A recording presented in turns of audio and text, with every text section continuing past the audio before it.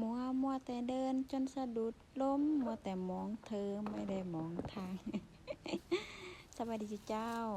มื้อนี้สิมาแกะทุเรียนให้เบิงมาแกะครั้งแรกในชีวิตเด้อนี่สิวุ่นวายหลายส่ำใดก็ไปเบิงนำกันเลยบ่ทันไปหัวใจถึกน้ำทุเรียนแล้ว1กรุบ ปาดเบิงก้นแล้วมาเบิงสีกมันแล้วก็พาใส่ปาดเป็นเสียงตามสีกมันนั่นล่ะบ่ฮู้คือกันเบิ่งตาม YouTube เขาเฮ็ดจังใดก็เฮ็ดจังซั่น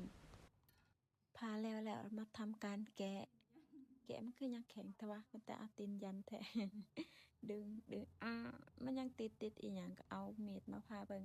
มันติดแกนมันเนาะดึงบ่ออกปาดแล้วก็มาปาดเขาเอิ้นอีหยังนี่เนาะปาดเสียงมันแหละตามเสียงมันปาดแล้วก็มาแกะ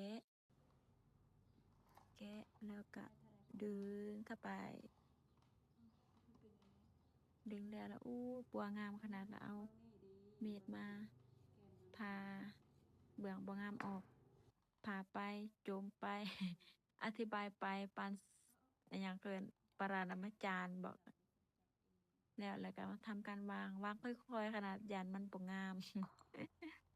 ปาเบื้อที่1แล้วมาต่อเบื้อที่2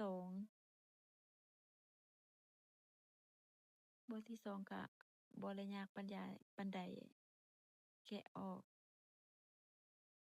บัวที่2บัวน้อยๆแต่ก็ยังงามอยู่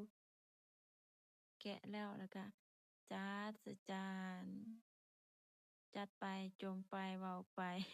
ต่อบัวที่3แกะออกสวย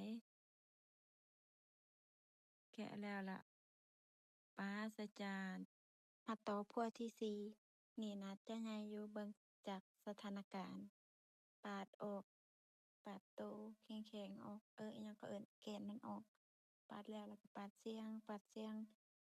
คิดว่ามันสิเน่าแต่ที่จริงแล้วมันบ่ได้เน่าตัวนี้ตัวมันถูกตัวเขาเจาะเบิ่งว่าสุกหรือบ่สุกประมาณนี้แหละนี่บัวที่4บัวน้อยๆแต่ก็งามเสร็จเรียบร้อยจัดใส่จานตัวแกะข้างอยู่ในน้อยๆซีมทำการกินเสียดายมันแพง จัดแล้วเอามาโชว์1กรุปเป็นจังใดสวยบ่พี่น้อง